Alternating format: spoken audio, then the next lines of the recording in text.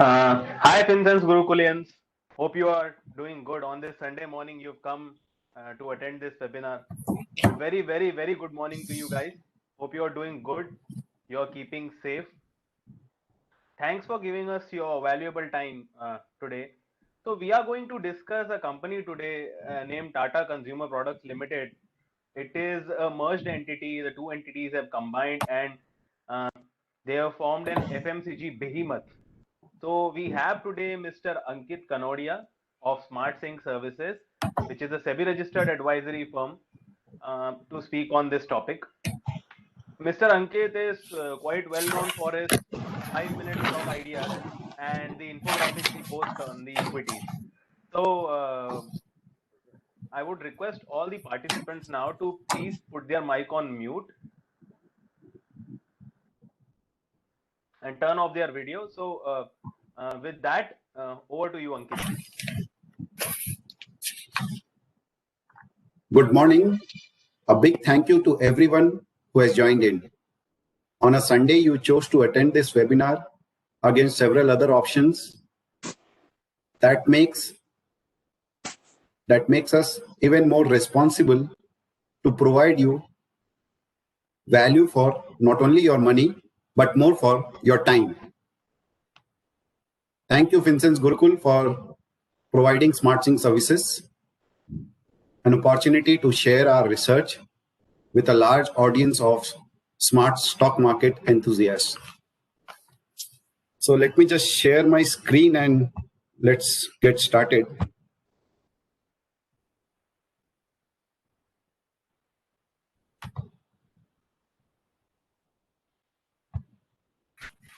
I hope the screen is visible to all, right? Yeah, it's visible.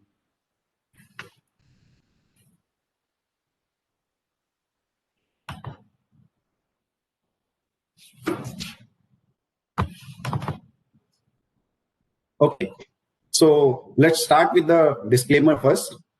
It is not an investment recommendation. Our purchase price for this stock is significantly lower than what is the current market price. So don't take it as a recommendation. The idea or the focus of this session is to share our journey and learnings from our investment in Tata Consumer Product Limited. We'll use TCPL to suggest Tata Consumer during our presentation.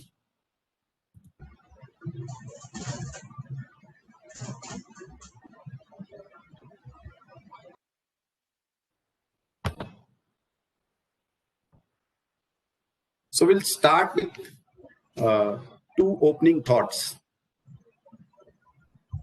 Mr. Jeff Bezos, in his shareholder letters 2016, mentioned this. Most decisions should probably be made with somewhere around 70% of the information you wish you had. If you wait for 90%, in most cases, you are probably being slow. If you remember the journey of Tata Consumer Product, or at that point of time, Tata Global Beverage, not many people were speaking about this company in 2016-17 because of its miserable history of poor capital allocation.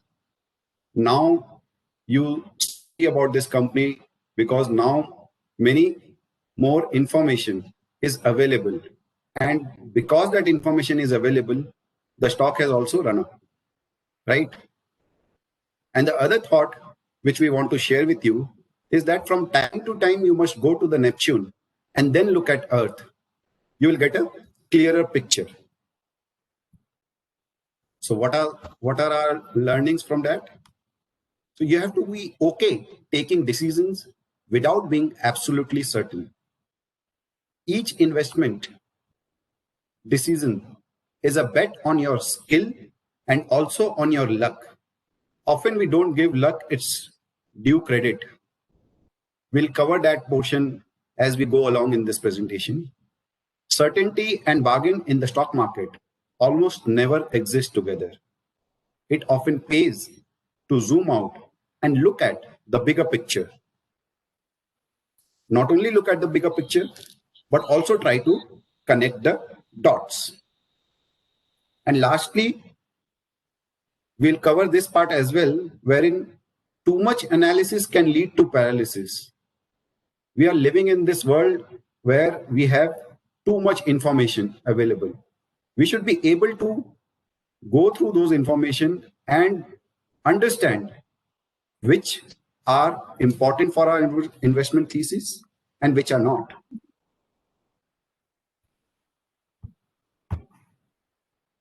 Now just have a look at the financials of TCPL over the last 10 years. If you look at the bottom of the screen, you'll see a meager sales growth CAGR of 5%,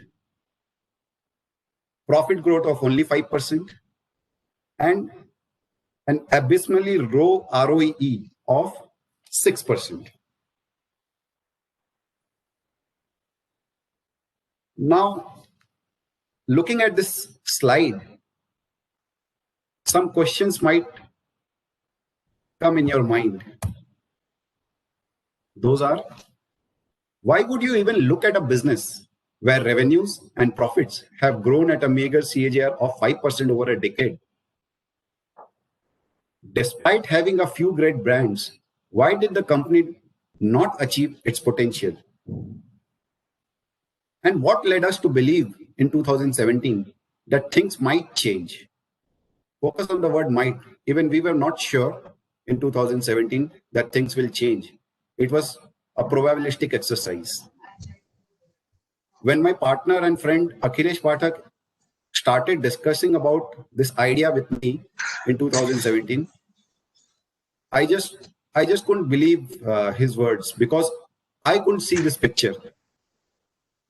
because we have this habit of looking at the balance sheet, looking at the past figures, ROE, sales growth, profit growth. And I was of the opinion that this is a miserable company. This company has a lot of things which are not going well for the company. Why do you want to invest in it? And just spend a little time on what were the miseries. TGB, that time it was called Tata Global Beverage. So TGB was heavily dependent on its black tea business. 40% of this business came from international operations. And the international tea market, as we all know, has saturated since quite a few years. The tea and the water segments were not growing. They needed a larger portfolio that could be scaled up. And a number of failed foreign acquisitions. They spread their business too thin in the name of geographical expansion. And last and most important part is, over the years, the capital invested has been huge and the return on capital has been pathetic. Just to give you an idea, between 2000 and 2015, TGB or TCPL made 10 acquisitions, 10 global acquisitions in those 15 years to venture into the food and beverage industry. What led us to believe in 2017 that maybe things can change?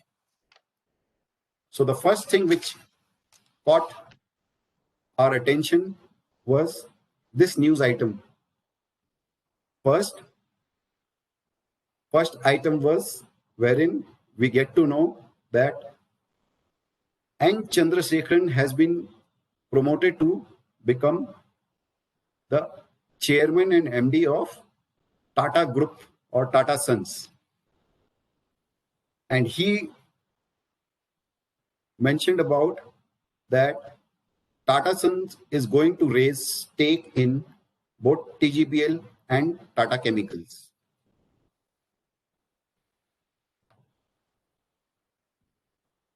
What was the rationale given? The rationale given by them were that this is a part of a larger strategy adopted by Tata Sons to disentangle cross holdings of group companies and simplify structures. Let me spend a little time on the way of working of N. Chandrasekaran. We were lucky to get in touch with a few executives of TCS who have worked closely with N. Chandra over a long period of time, and they could give us some sort of a confidence that he is a person who can actually bring some change. With change, we mean positive change. And Chandra follows a 3S philosophy: simplify, synergize, and scale. Over the course of this presentation, we'll get to know how he used this 3S philosophy to benefit the business of Tata Consumer Products. So the first thing which we noticed was the stake increase from Tata Sons. The second was there was an evidence of a cultural shift in the Tata Group. Generally, when you analyze how Tata Group has worked, they have been known to be a long-term investor in each of the businesses they carry on. Even if they are loss-making, they generally carry on their businesses. You will very rarely find Tata Groups exiting failed businesses. So this is something new which we saw was happening in case of Tata Consumers. The Tata Group firm that sells Tetley tea has also exited non-core and subscale markets for better focus on its core regions. The company has restructured its operating model in Russia, divested its stake in plantation in Sri Lanka, and exited its joint venture business in China, the company said in a statement. Now, Another point was bringing back the focus to its root, which is the domestic market. The then MD of TGBL, Mr. Ajay Mishra, he talked about the need for ambitious growth plans, which required them to operate with greater efficiency, reduce their cost base, and fully tap the potential synergies across their businesses that operate on a global scale. This restructuring, as they said, will help them better focus on their core market and leverage growth opportunities.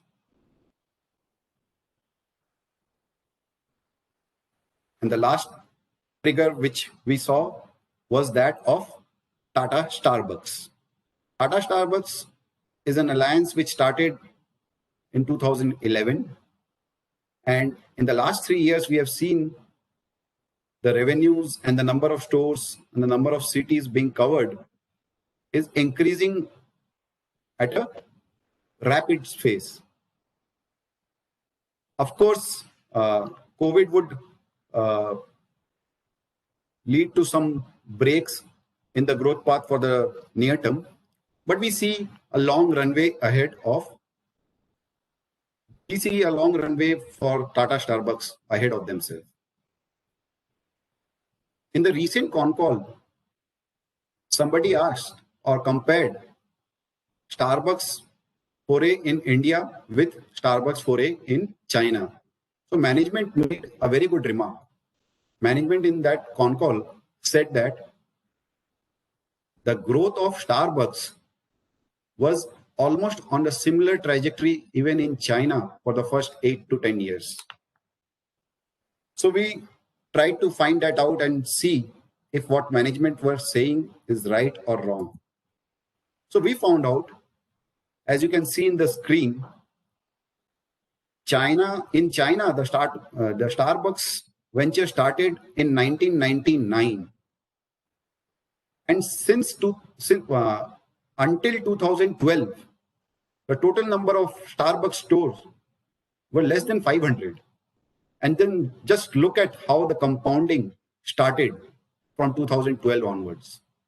So people who think that Starbucks is growing very slowly in India, they should look at this graph and understand how this growth can take place in case of India as well. Of course, as I mentioned earlier, that COVID will play a spoil sport in FY21, but there are tailwinds for Tata Starbucks to grow. Now, until now, we have mentioned about the 4 triggers. 1, raising of Tata Sons stake in TGB and Tata Chemical. 2nd, exiting failed businesses. 3rd, focusing more on domestic market. And 4th, the kind of growth we see for Tata Starbucks. These 4 points made us strongly believe that probably things are going to change for the better. There was not enough clarity, but a confidence that things can improve for this company. As we all know that investing is a probabilistic exercise. And what we learned from Jeff Bezos' comment about being comfortable taking decisions with some information, not all. We started with a small stake of 2% of our portfolio. Why 2%? Because we know that turnarounds seldom turn. We all know about this quote of Warren Buffett that turnarounds seldom turn. Many things remained unclear when we initiated the position in 2017. However, we were betting on the change and we were mindful that turnarounds seldom turn. That's why we started with a 2% allocation. Then in 2019 and 20, some more developments happened. Shuffling of portfolios between TGB and Tata Chemicals, all consumer businesses, to shift to TGP.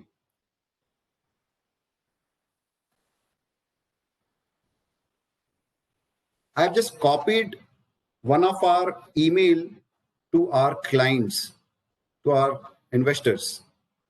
When TGP and Tata Chemicals merger, a special situation opportunity came up in 2019 and 20. We wrote this to our investors. Please find below. I'll just read some part of the letter just to give you a context. Please find below our rationale for today's trade in our model portfolio. We have allocated 2% of our model portfolio in buying shares of Tata Chemicals at 765. We already hold shares of Tata Global Beverages and wish to allocate more to our existing holding. However, we came across the scheme of arrangement between Tata Chemicals and Tata Global Beverages.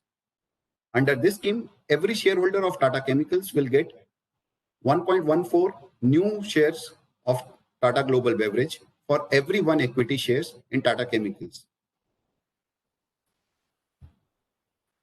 These were the workings we came up with. At that point of time, we saw the price of Tata Global Beverage was 378, whereas the price of Tata Chemicals was 765. But if you can buy Tata Chemicals, you get, say, if you buy 1 share of Tata Chemical, you get 1.14 shares of Tata Global Beverage, right? The other working which we did were this. We compared the revenue, EBITDA and EBITDA percentage, and we took a very conservative estimate. So while the FY19 EBIT market cap to EBITDA was 29 for Tata Global, post-merger, we took a conservative market cap to EBITDA of 20. Similarly, for Tata Chemicals, it was 9 pre-demerger. Post-demerger, we assumed 6.5% only. Then we did some scenario analysis. So our scenario analysis made us, as you can see in the screen over here, until and unless Tata Chemicals fall below 450 and Tata Global Beverages fall below 250, we are going to make a profit from this special situation opportunity. We were very sure of that fact. And mind you, when we took this decision, there was no COVID scare. So we bought the stock, and post receiving, this is what we wrote in our mail in the concluding sentence. Post receiving the shares of Tata Global Beverages, we intend to sell the shares of Tata Chemicals.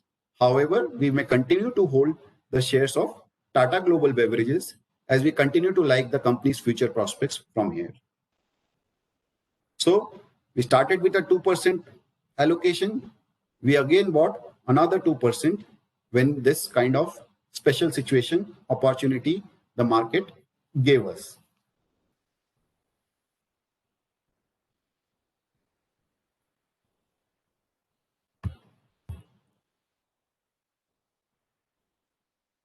Another change which we saw, a positive change for Tata Consumer, which happened in 2019, was the announcement where they declared that Sunil D'Souza will take over as MD and CEO of Tata Consumer Products with effect from 4th April 2020 after Mr. Ajay Mishra's retirement. Sunil has 26 years of rich and varied experience in the consumer goods industry, as well as in-depth understanding of the foods and beverages categories. Prior to coming to TCPL, he had a very successful stint at Whirlpool, where he helped the company grow in a sustainable way. So if we look back at the 3 years philosophy of N. Chandra, what did they do? They first of all did a simplification job, wherein They consolidated all their consumer businesses in one area, and they exited businesses where they saw that they don't see any long-term potential. Then they synergized their consumer business of Tata Chemicals with Tata Consumer Product. And that is how market anticipates. Market saw the simplification process and market anticipated the benefits, the possible benefits of synergy and scale. Right now, we have not seen enough evidence of synergy and scale because the merger has just happened, and it will at least need 4 to 6 quarters to see how the whole event is playing out. But as we all know, market is always a leading indicator. It always rises and falls in anticipation. So the run-up in the market cap or the run-up in the share price, which we see, is probably in anticipation of the synergistic benefits and also benefits which may happen due to increased scale.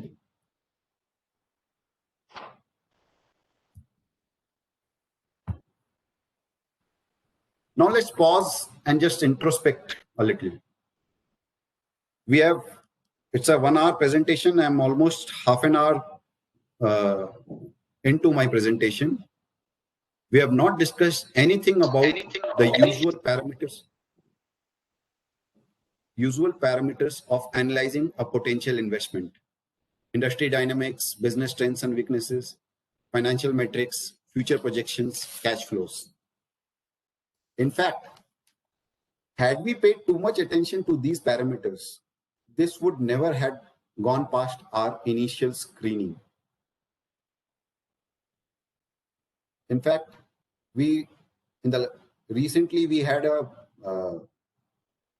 webinar on CCL products, wherein we showed our research where we looked at the company's data for as long as 2002, 2003.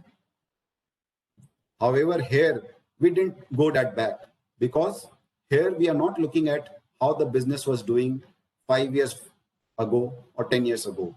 What we were focusing on is what are the catalysts which are making this change and how the future can be completely different or a better model for this company. And the third part is, in investing, following the rules is important, but it is also important to know when we should not be solely guided by them. If you can just compare, CCL product was a company where we followed the rule, and this is a company where we were not solely guided by them. We tried to look at a different scenario, how things can change.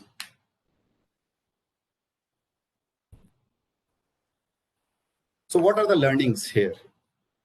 So the learnings are, when you are betting on a turnaround, you have to find the triggers which has the potential to turn the investment decision in your favor. Look for multiple triggers. Multiple triggers over here: Tata Sons raising stake, exiting of failed businesses, focusing more on domestic businesses, long runway for Tata Starbucks, demerger of TGBL and Tata Chemicals, and then most importantly, a management change. The second learning is, do not invest a high amount initially, as the story could have twists and turns that you have not anticipated. Increase allocation as you get more conviction. Let me humbly admit, had we given this presentation in 2017, we were not so confident. At that point of time, we didn't have many data points, and we were betting on a host of future events, which we didn't know whether they will go as per our plans or not. So what makes us a little more confident today? We saw multiple events playing out, and also I also would like to admit that the run up in the stock price also gives me a confirmation bias that maybe our investment thesis has worked. Only time will tell actually whether it has worked or not, but so far it is working. And the biggest learning which we got from this investment is in these situations, you cannot wait for numbers to show up first, because numbers didn't look at all. I've already shared the number in the opening slides. Numbers were not showing anything great about the company. In fact, it was only talking about the misery of the business in the past. So in these situations, you cannot wait for numbers to show up. You have to focus on whether the events are playing out as per your thesis or not.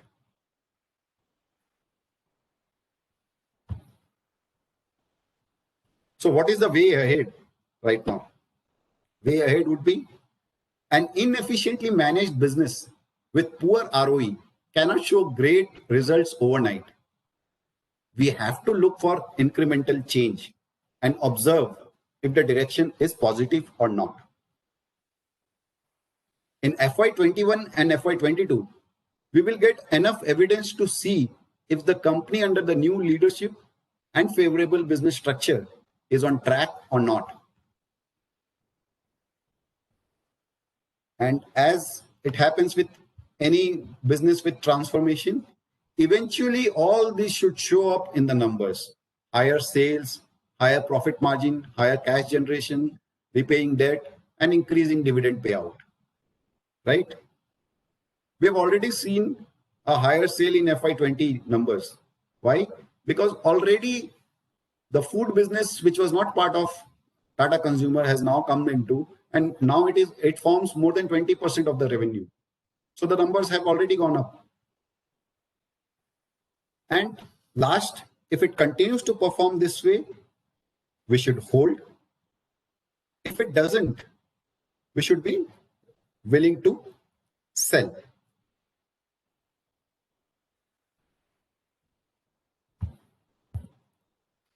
Some recent events or indicators show some promise. One is the rejigging of the distribution channel for stronger processes and scale efficiencies. So Tata Consumer again has done something which you generally don't see in Tata companies, wherein they terminated their old contracts with distributors. And they've asked all their distributors to join as sellers on platforms like Flipkart.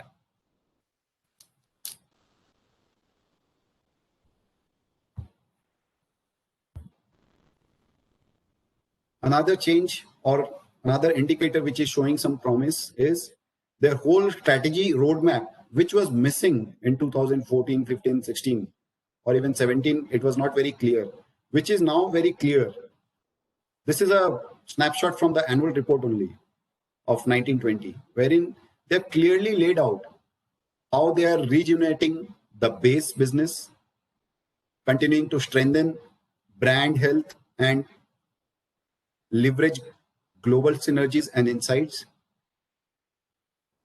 investing for growth, expand the current portfolio of product through new launches, evaluate inorganic opportunities for expansion in core markets, prioritize entry into high growth scalable categories, then driving innovation, operating effectively, and reviewing portfolio options. Reviewing portfolio options is a very important point over here, because what they have done is they have exited a lot of businesses which have not done well. For example, the Czech Republic business, which they were working on, they have closed that. Similarly, they have opened more stores of Starbucks where they see a bright future ahead. So they are going aggressively on that part.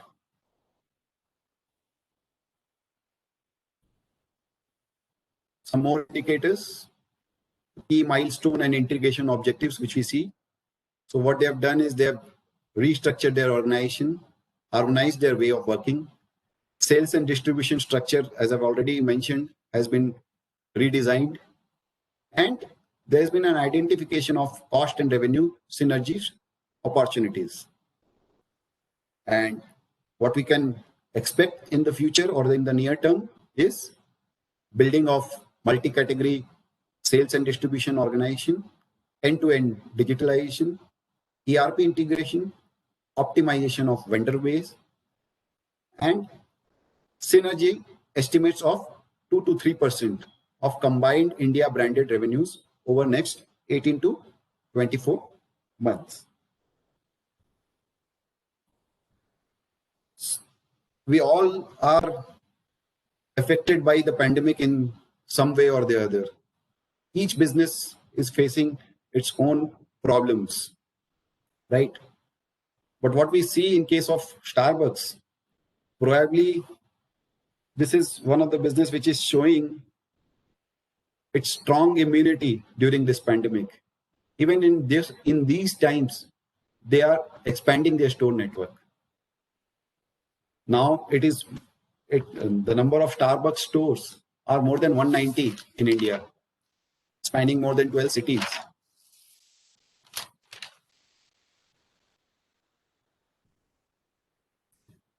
Now let's come to the valuation. Before we go into the valuation, let me just make it clear how we think about valuation. We are of the philosophy of it is better to be roughly right than precisely wrong. Nothing against the brokerage reports and the brokerage community, but we are always against having a target price in mind. We never had a target price for TCPL when we invested in 2017. Neither did we have any target price when we again bought Tata Chemicals in the merger, in the special situation opportunity. But how do we look at valuation? We look at valuation in this way. Today, all branded companies, businesses like HUL, Nestle, Dabur, Britannia, Godrej, Marico, they are trading at price to sales of somewhere between 7 to 13. Compare that with TCPL of only 4.5. I'm not saying that a 4.5 multiple will suddenly jump to 13 or 12 or 10. But this is a huge gap which we think has a lot of potential to narrow down going ahead, given the favorable corporate structure they have now and the kind of leadership, new leadership they have got. So future returns may come from, of course, it's not a certainty, with increase in earnings and re-rating of the valuation multiple.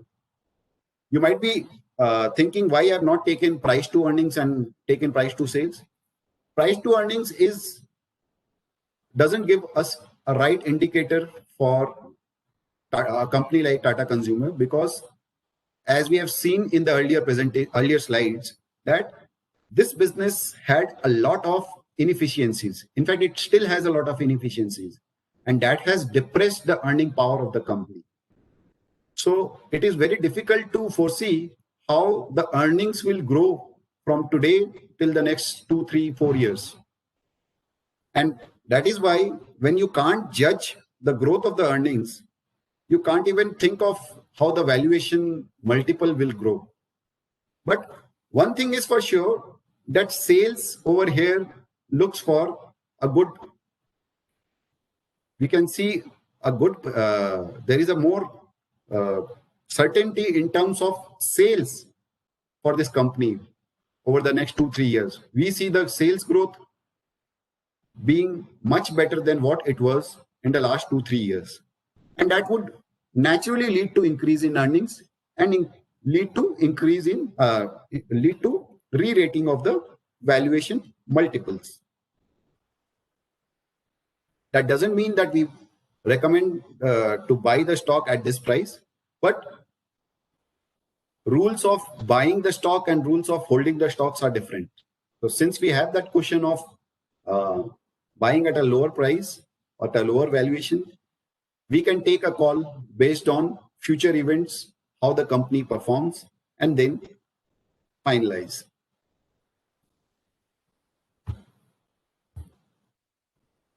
Now let's come to some of the thoughts with which we would like to close this discussion. Warren Buffett, in one of his letters to shareholders,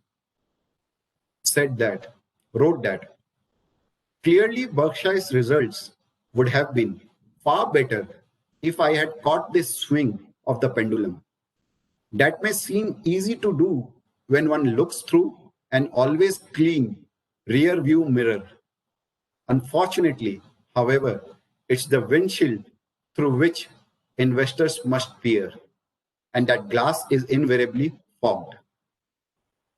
If I have to explain it with the example of our investment in TCPL, now when I'm presenting to all of you, having the benefit of the 2-3 years of data related to this company with me, it is easy for me to say that this thing worked out.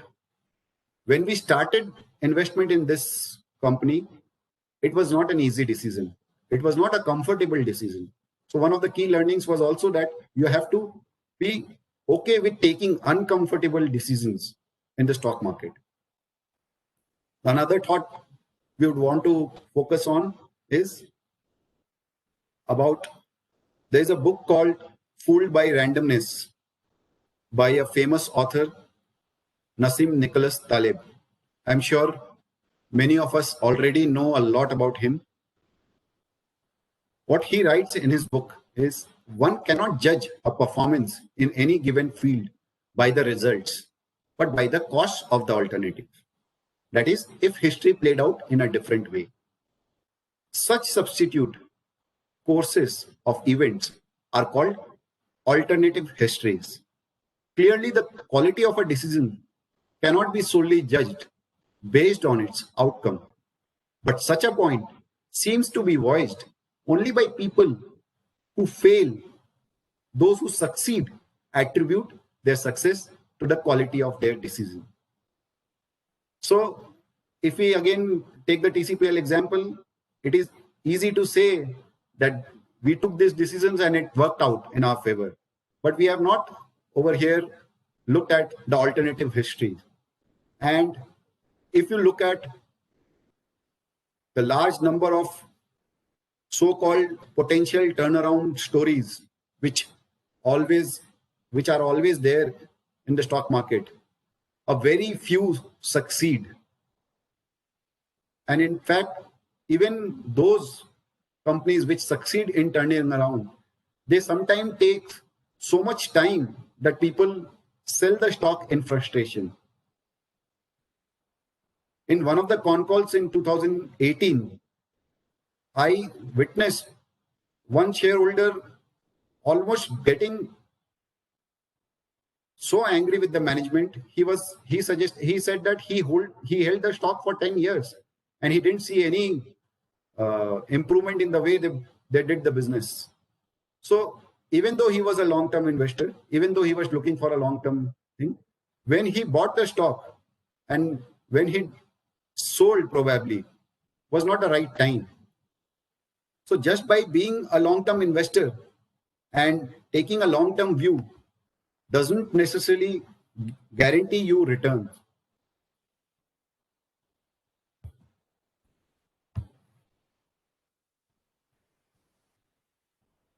Morgan Housel, again a very famous investment journalist, wrote this in one of his blog posts about risk and luck in investing.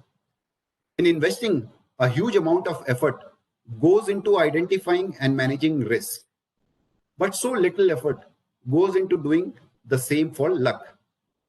Investors hire risk managers.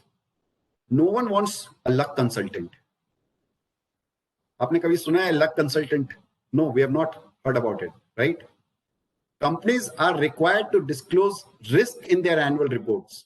They are not required to disclose lucky breaks that may have led to previous success. If risk is what happens when you make good decisions but end up with a bad outcome, luck is what happens when you make bad or mediocre decisions but end up with a great outcome. They both happen because the world is too complex to allow 100% of your actions dictate 100% of your outcomes. They are mirrored cousins driven by the same thing.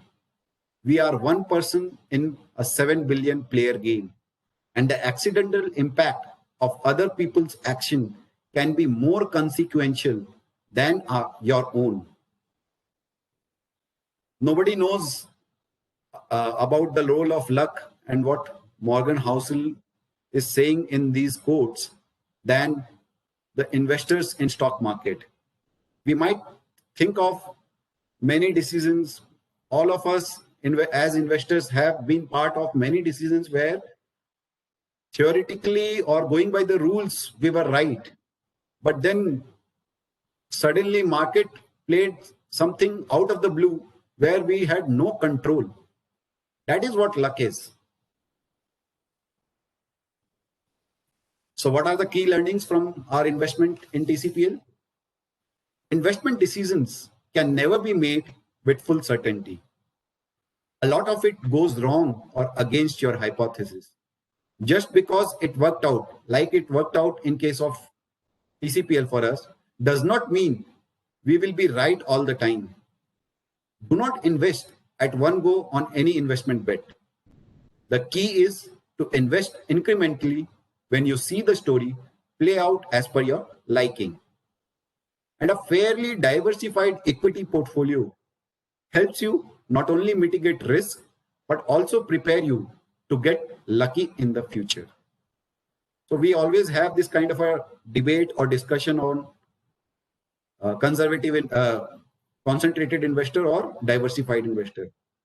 So we have nothing against concentrated investors, but we humbly admit that we don't possess skills to be a concentrated investor.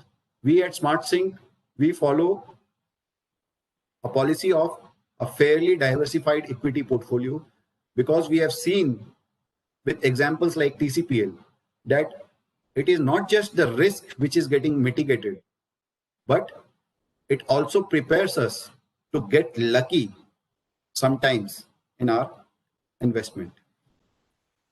These are the references which we have used. I'll try to just run through a couple of important ones. So if you can see, we have only looked at the annual reports, quarterly presentation and conference call transcripts of last 4 years, not last 10 years or 15 years. Why? Because that was not relevant for us. And had we gone into, I even remember having this discussion with my partner and friend Akhilesh. As he suggested this idea in 2017, I just started reading the annual report of 2016-17, and I just started giving him pointers. See how pathetic ROE, see how bloated cost structure are, see how dependent their margins are on the raw material fluctuation of the tea businesses. So what is it that interests you? But that is where he could help me understand that those things matter less than the things which can change the whole structure of this company. Then we were lucky to have some meetings and calls with senior executives of TCS to understand more about the managerial qualities of the soft skills of N. Chandra. So that really helped us in taking that initial decision. We have mentioned about some of the news articles which we referred. Discussion with like-minded investors like Vikas Kasturi and Prashant Janendra, especially on the TGP and Tata Chemical merger special situation. And some of the blogs and Buffett partnership letters and screeners. With this, we come to the end of the presentation. Let me just summarize in 2-3 lines. If we see the journey of TCPL from 2016-17 till 2020, the 3S philosophy of N. Chandra has actually been playing out in a beautiful way up until now. We don't know yet whether it will play in future or not. But if you remember the 3S, simplify, synergize, and scale. So they have simplified the structure. They have created a structure wherein they can benefit from the synergy. Some benefits of synergy are already being visible in the reported numbers of Q1 FY21. And scale. You can see now the opportunity to scale for this company is tremendous. With that, I come to the end of this presentation. We can take the questions now, and specifically, we can take questions related to the company businesses because we have not covered the business in the presentation. We wanted to focus more on our journey and our learnings from this investment. So if you have any question related to the business of Tata Consumers, do let us know. We can take that now.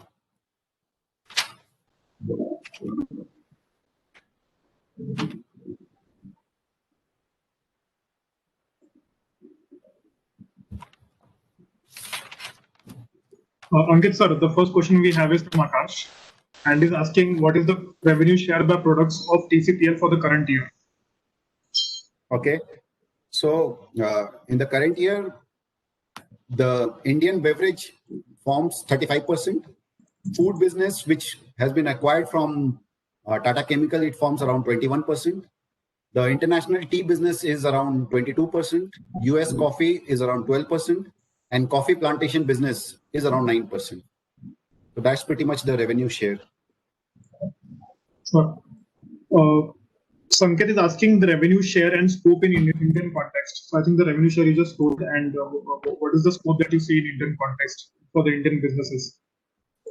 So in case of Indian businesses, if you see, in case of their Tata Tea, I'll take Tata Tea first, and then there's their food businesses like the Tata Salt and all.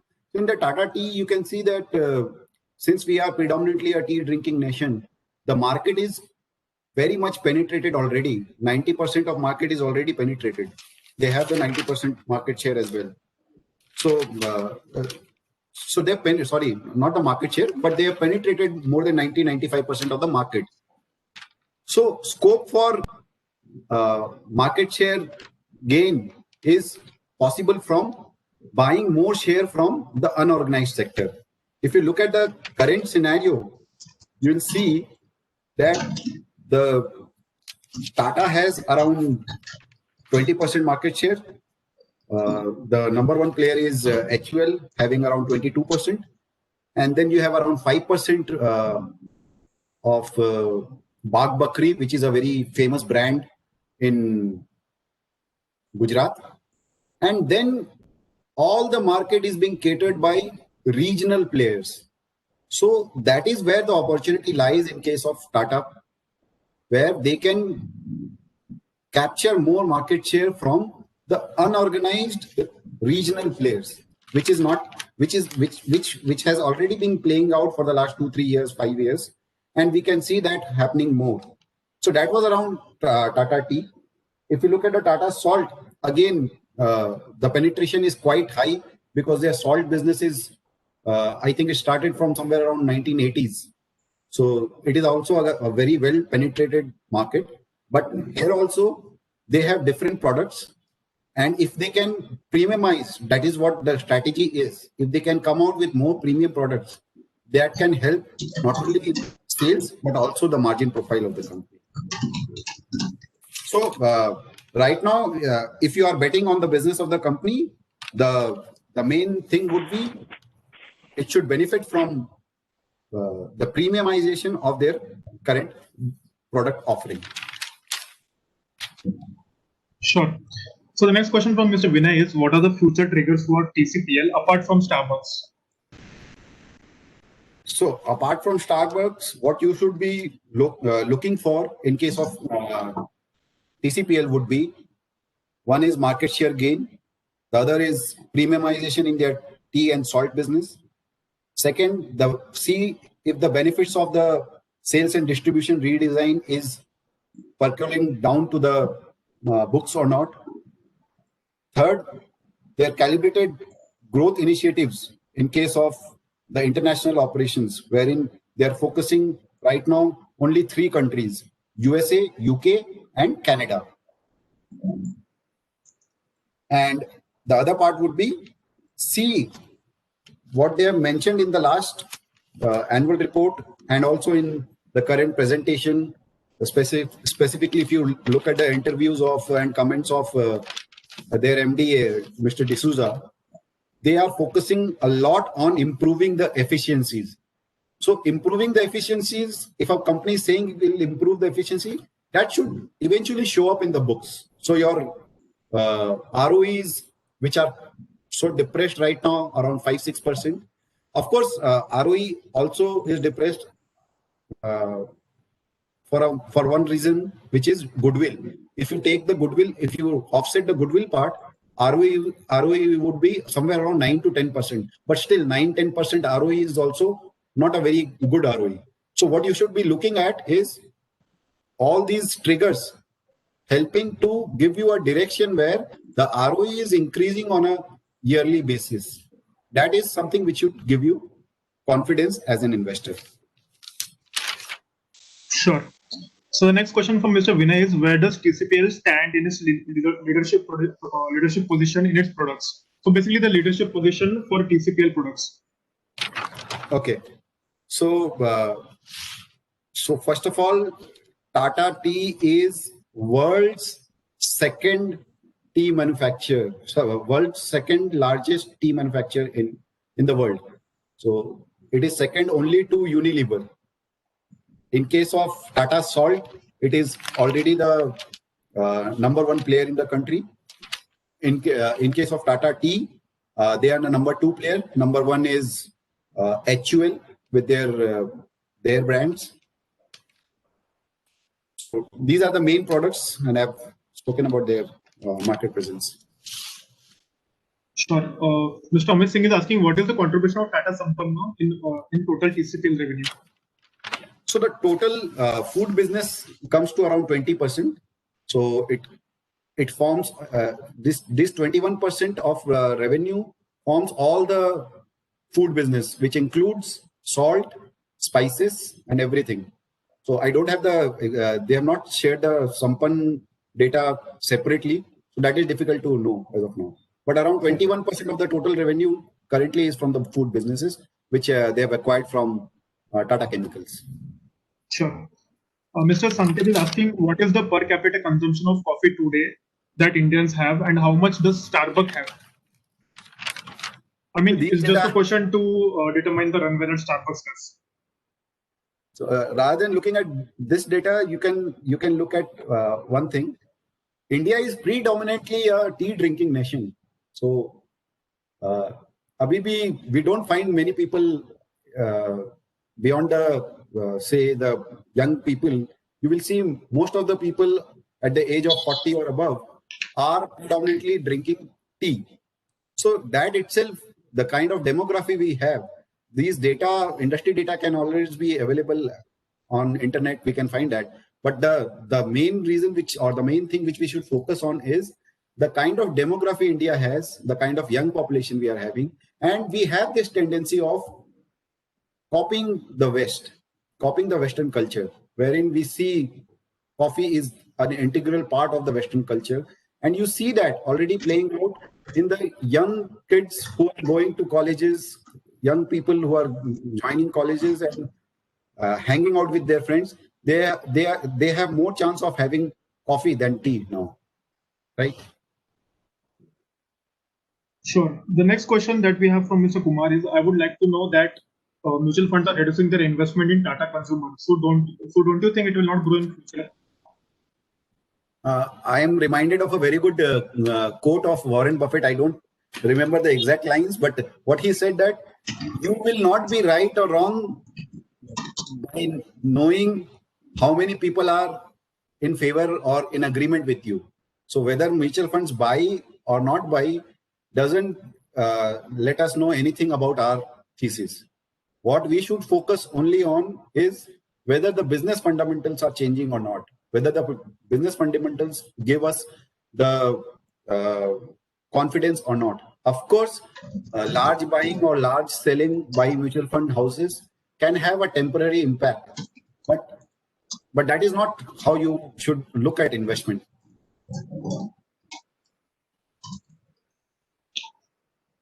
Sure.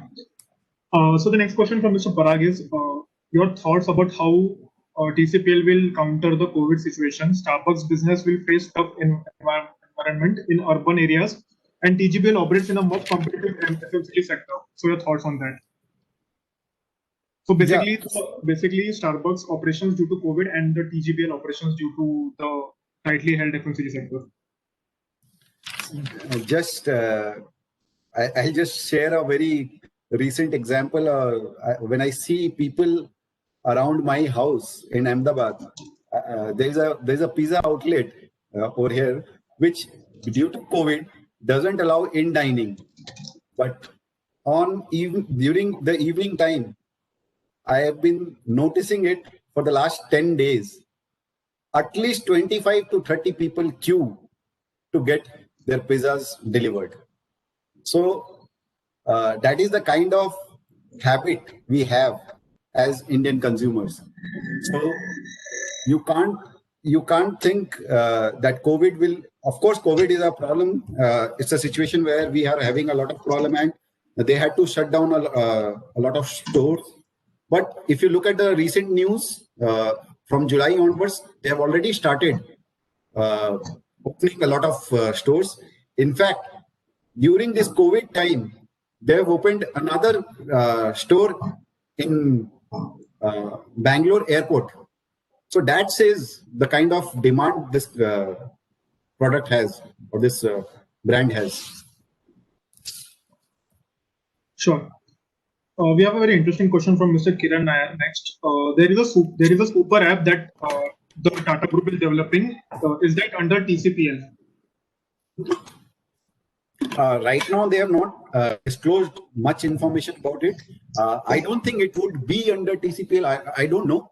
It is too early to say that. But what I can say for sure is that once that app comes in, that would be hugely beneficial for TCPL, because if you are having that kind of a super app, you are trying to connect to the consumers, and when you are trying to connect to the consumers, you will be connecting through the daily consumption items like tea, coffee, beverages like water.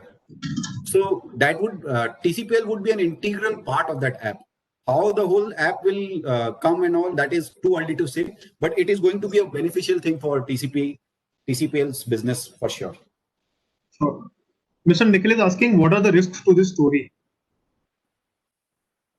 Risks, if you ask me the risk, the first risk is if the management deviates from their objective of focusing on the premiumization, focusing on domestic market focusing more on the food and beverage business here rather than going for international market. Second is tea price volatility. Again, that is a risk. That is a risk which cannot be mitigated. To a certain extent, they can mitigate that through more and more premiumization of their products. And that is possible. And the third important risk, which I think we should watch out for, is an organization which has a history of a host of acquisition. If they find any benefits from this whole exercise and they find their cash levels going up, they might resort to some more inorganic growth, especially in the foreign space. So those are things which would make us uncomfortable. We would want them to focus more on their domestic business. We would want them to focus next 2-3 years more in developing and realizing the synergy benefits of this whole demerger. Sure. The next question from Mr. Ankesh is, how is Tata Sampann and Tata Q expected to shape out? What are the margin expectations from Tata Sampann? Margin expectation from a particular Tata Sampanna is difficult to say over here, but given by the history, this is the kind of business, the food, the margin, the kind of margin the food business and the beverage business generates. This should be a value accretive for TCPL after having it in their business. Sure. Devika Jain is asking, what is the scope of growth in the new food businesses of pulses, spices, and ready-to-cook mixes? So these new businesses are at a very nascent stage. So they can probably grow this business organically and look for premiumization in this space also. And these are items of daily consumption. So the demand and the market size is huge over here. So they can use that to their advantage. Of course, competitions are very high. We have players like ITC who are already in this space.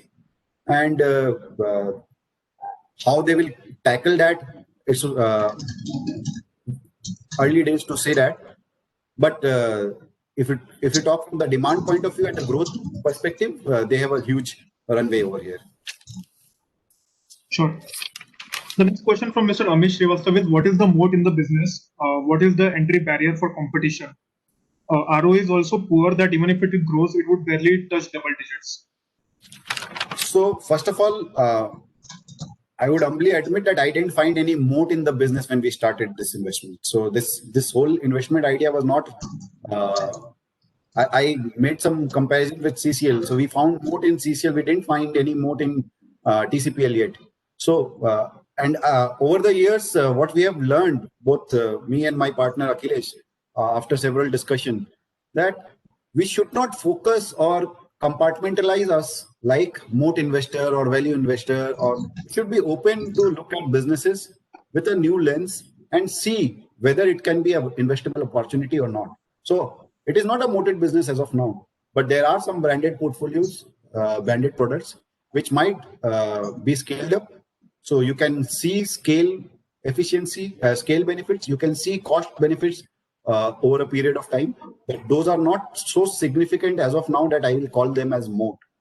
So maybe 2, 3 years, 4 years down the line, we will call it a moat business if those scale benefits and cost benefits start flowing in. Sure. So we have the next question from Mr. Vijay. How much is the unorganized sector, unorganized market in the food business in Sector 2, and the current market share of the company in the organized space? The unorganized market is 50%. Right now, 50% of the market is with the branded players and 50% is unorganized. And companies has, as in TCPL has around 25% share in the organized market. Sure. So Mr. Vimal is asking if there is any possibility of Tata Coffee to be merged with TCPL.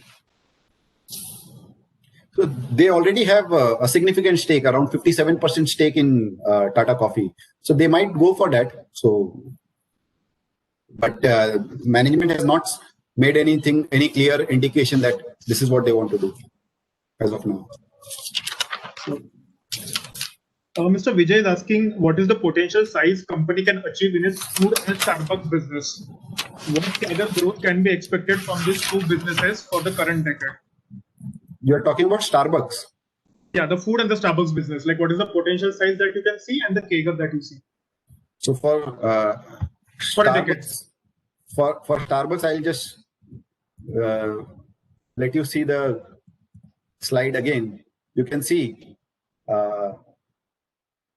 right now we have around 200 stores. So 2005, China was over here. I'm not saying that we will grow exactly the same way. We might grow even better or may grow a little slower. But that is the kind of opportunity Starbucks has. And just look at all around the world, the number of Starbucks stores. In fact, there's a famous saying that one Starbucks store gets opened every minute in the world. So that is the kind of opportunity we have in case of Starbucks. And in case of food business, some of the food businesses are already well, as I've said, that well penetrated. The growth will come in terms of capturing value, most of the growth will have to come from premiumization than from volume growth. So, and volume growth will come from shift from unorganized to organized sector. Sure. The next question that we have is if coffee is the way forward for youth, then what happens to the tea business, since that is the bulk of the revenue today? So as we say that there's a saying that old habits die hard, they remain classified. So I don't see this habit changing in a hurry. Specifically, people who have been drinking tea for 30, 40, 50 years, I don't see them changing to coffee very easily. So those kind of people will again have tea with themselves. They would like to consume tea. So it's very difficult to say how the tea business will progress over the next 20 years, next 10 years or 15 years. But tea is here to stay because we have a large rural population where coffee is not available, where most people drink tea. So until unless we see a rapid urbanization, tea is here to stay. Sure. Mr. Vimal is asking, recently TCPL corrected 15% from the recent highs. Do you expect it to correct further? No idea, boss. No idea. If you know, please let us know. Drop in a mail. We have no idea about that. So what I mean to say this is short-term fluctuation in price could be for any reason. We have no insight into knowing whether this is an opportunity or not. What we know is that this is a business which has done a lot of good things, positive things in the last 2-3 years.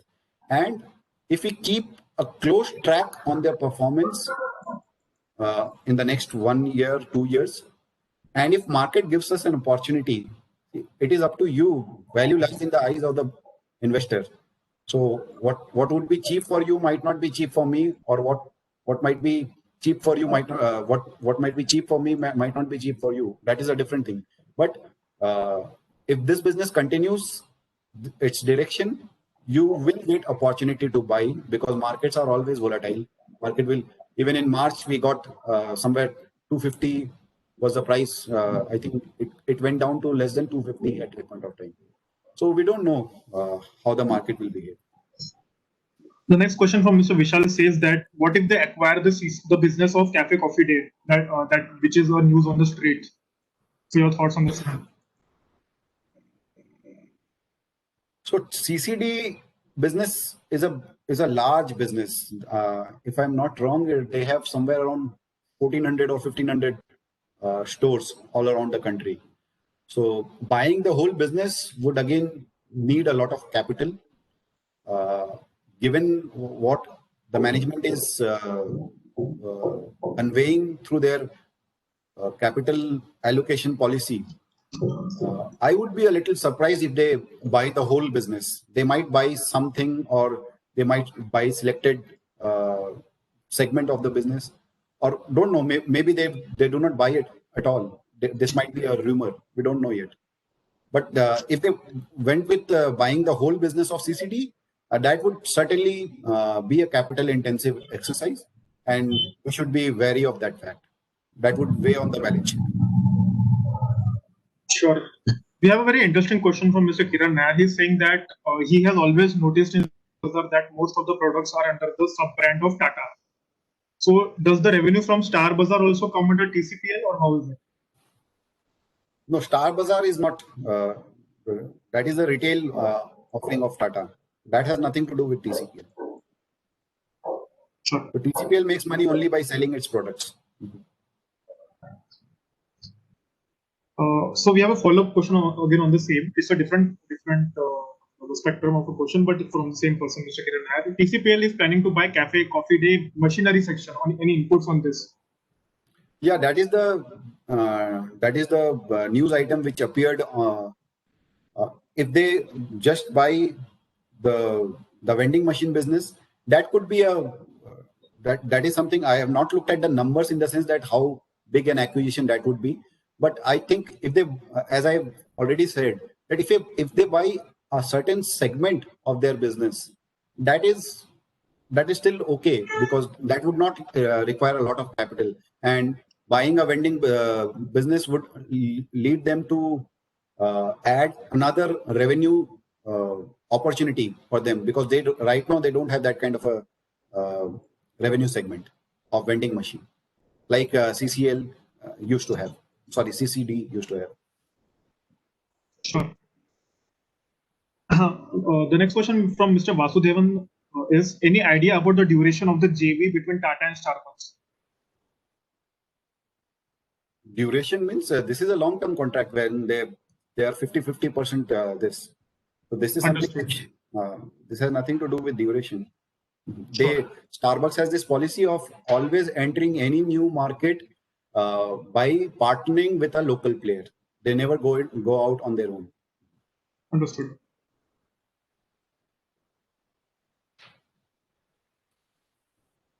So Mr. Amal Shah is asking, what is the average revenue of each independent Starbucks store, and if possible, what are the margins of each store, if that is disclosed? Not possible at all, because it is a JV model wherein if you know the concept of accounting standards in India, in case of joint ventures, the TCPL doesn't have to share anything about Tata Starbucks, so they don't share these details. They share only the revenue part. How the accounting works here is whatever the investment which has been made into Starbucks, that gets reflected in the balance sheet, and what is the equity value of that investment, that gets mark to mark every year. That is what we know. So we don't know the exact store-wise growth and all. Those data are not available for us. But we do know the revenues. So as I've just gone to that slide, you can see the revenues, total revenues of stores.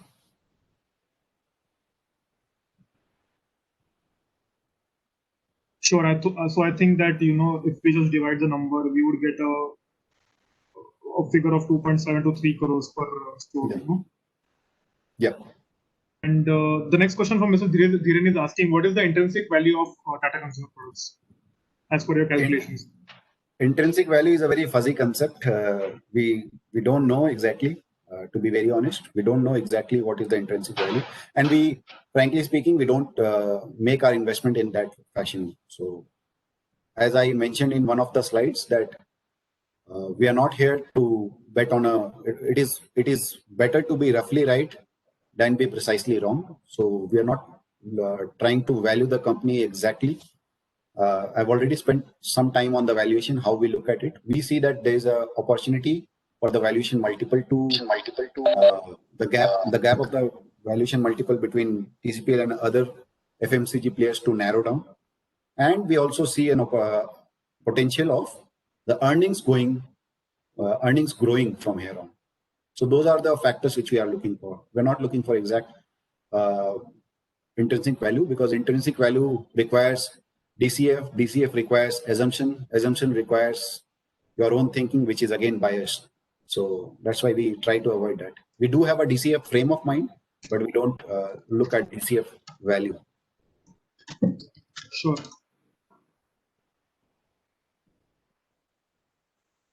Mr. Vishal Sangvi is asking, can we expect any negativity on the share price because of the Tata and Mystery Crystal? Sorry, I didn't get the question. Because of? So do you see any stock price correction or pressure due to the ongoing Shapoorji Pallonji and Tata Sons group reversal going on? But that is going on since 2016, right? That is when N. Chandra took over. So a stock price can move up and down due to a host of reasons. So we cannot ascribe particularly this is the reason because of which the stock price has moved up or down. So whatever we see in the media, specifically in the financial media, only after the fall in the price you will find negative news. Only after the rise in the price you will see positive news. So that is how things work on a practical basis. But I don't think that there is a way where you can pinpoint and actually calculate how that tussle between the two promoter groups is going to affect the price of TCPL. Had that been a big risk, it would not have become a 2x from 2017, right? Sure.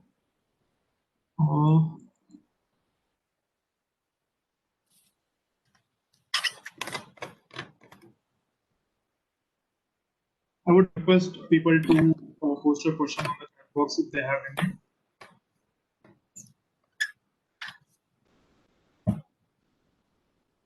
From Mr. Paresh is asking, why are they getting into commodities, commodity categories such as pulses and the spices and all that? So that was a strategic decision, no? To keep all the food and beverage business under same category, so that even though that is a commodity business, that is something which is easily scaled up, can be easily scaled up. So while you are right that the margins would not be that great in that, but ROE is not always a function of only margin. What we want to know when we make an investment in a company, we want the ROE of the company to at least maintain at a good place or increase going forward. That increase in ROE need not only come from margins. So over here, it might not be a high margin business, but it can lead to a much better asset turn. So that asset turn will also reflect in improving ROE. So that is the main focus of the company over here, to increase the return dynamics. Sure.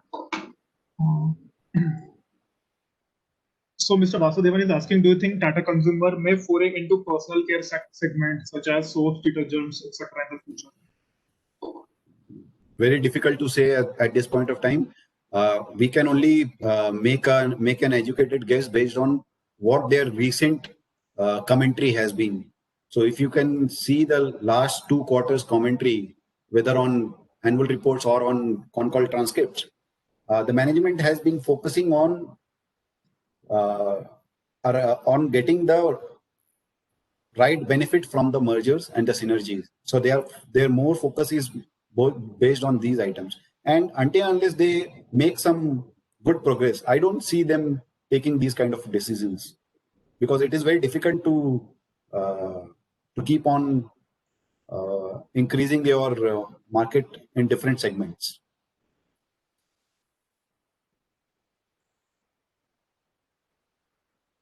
Mr. Vishal is asking, how do you see the growth with Indian demographic wherein youth is now preferring brands in F&B category? Sorry, can you come again? Yeah, sure. So how do you see the growth coming in for TCPL, especially given that the Indian demographic, the youth that we have, the young age that we have in India, they are preferring brands in the F&B category? Right. So I've already discussed that TCPL should be a beneficiary of 2-3 things. One is unorganized to organized shift. Second, premiumization of their products. Third, demography dividend of the country. Fourth, the change in distribution channel which they have made. They can scale up really fast. So let me just give you an example. So right now, they have around 0.5 million outlets, direct outlets I'm talking about. Okay. And if you compare that with someone like HUL, they have 3 million outlets. So that is the kind of divergence or the scope which you can see TCPL can benefit if they can work around their distribution strategy. And they have already taken some of the steps in that direction. So all we have to do is we have to keep on monitoring whether that thing is letting, as in whether those are converting into actionable directions and showing up in the books of accounts or not. Sure. The next question from Mr. Akash is, what valuation metrics should one look at for analyzing this company? So I had shared that slide. I'll just go back to that. So as I've shared, P is very difficult to certain over here because as we have seen for a long period, the company has had a very bad structure of operation wherein there were a lot of inefficiencies. In fact, many of the inefficiencies still persist. So when you see that inefficiency going away, so market always moves in anticipation of the change which it looks at for the company. So right now, I don't even remember what is the price to equity. I think it would be somewhere around 30, 40 times or 50 times, so maybe more than that. So market probably thinks that the earnings will grow very well in the next 2-3 years, not just because of high sales, but because of removal of many of the inefficiencies which was existing in the business. So it is very difficult as an investor to know what kind of ROE, what kind of PE this company would trade at. But what we can do is we can look at the price to sales multiple, and we can see the divergence or the difference or the gap you can see between, say, an HUL or an Nestle or Dabur or Britannia with TCPL. This is a gap which we feel should narrow down. So if TCPL can grow from, say, 4.5 times price to sales to, say, 6 times or 6.5 times, that will itself lead to a lot of good returns for the shareholders. The next question from Mr. Jigar is, what is your thought on Starbucks versus McDonald's? Because, you know, they have a McCafe. So is McCafe a threat? Sorry, McDonald's? I didn't get the question. Can you please repeat? Yeah, sure. So he's asking if the subsidiary McCafe, which is a subsidiary of McDonald's, is a threat to Starbucks. Not at all. Not at all. Because McCafe is also there for quite a few years. It's not something which is very recent. And if I remember correctly, Tata actually supplies coffee to McCafe. So they are their customer. So that I don't think is a risk for their Starbucks business. Sure. So the next question we have is, do you see any positive impact due to the backward integration arising from the new farm bill? New farm bill. Very difficult to say.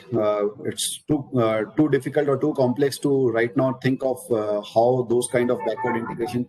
All I know is that TCPL started with asset-heavy businesses of plantation in 80s. So they started with tea plantation in 60s and then coffee plantation in 80s. And slowly and steadily, they are moving away from asset-heavy business and moving more towards businesses which are asset-light, which should increase their ROE going forward. So I don't know how much of a backward integration they are looking for now. Sure. The next question we have from Mr. Kiran is, now that TCPL is selected based on this analogy with analysis of 2 to 3 years past data, how do you compare it with other companies in the same sector with same growth and consistency? What makes you select TCPL over others? So sort of a peer comparison. So you are talking about the business part only? What is the difference between TCPL and the other FMCG companies? Can you please repeat the question again? Yeah, Aditya, sure. please? Yeah, sure. So his question is, that since you have selected TCPL based on the IG and the 2 to 3 year past data, how do you compare it with other companies with the same growth in the same sector, and what makes you select TCPL over others? Yeah, so our investment in TCPL had nothing to do with the competitors over here. So if you just refer to our presentation, we were focusing more about the change the company was going through and the kind of inefficiency which was existed in the company in its business model, wherein they realized and made some changes. So that had nothing to do with the competitors, and they have different types of competitors in different field. So in case of tea, they have HUL as competitor. In case of salt, they have regional players as competitors. So that was not the competitive scenario, or the competitive intensity was not the main criteria for us in terms of taking this decision. And even if you take the current scenario and the way forward, what we would be more focusing on, how they are basically managed to realize the benefits of this merger and this synergy. Is it actually flowing through, or they are just speaking about it and not taking the right actions? That is more important in our case. Sure. I think okay. Let's take the last question from Mr. Swapnil Shah. Does the turnaround story deserve the current market cap assigned to Tata Consumer? Turnaround story? Does the turnaround story do, so his question is, does Tata Consumer deserve this current market cap due to the turnaround story? The market is saying that we don't know whether it deserves or not. We certainly felt that in 2017 and 18 that the kind of valuation it was having, we bet on that this valuation should improve going ahead, because the market will see the changes, the positive changes, the turnaround, and it will realize that. And that is what we have seen as of now. Whether it will continue or not, it has a lot of things to go well. They have to follow what they have told, what they have communicated, and they have to avoid repeating the same mistakes which they did in the past. So those two things would, by and large, define whether this valuation will be sustainable or not. Sure. So guys, that was our last question. I would like to thank everybody for their valuable time and to tune into this presentation. Thank you guys. Have a good day. You may now disconnect. Thank you, everyone.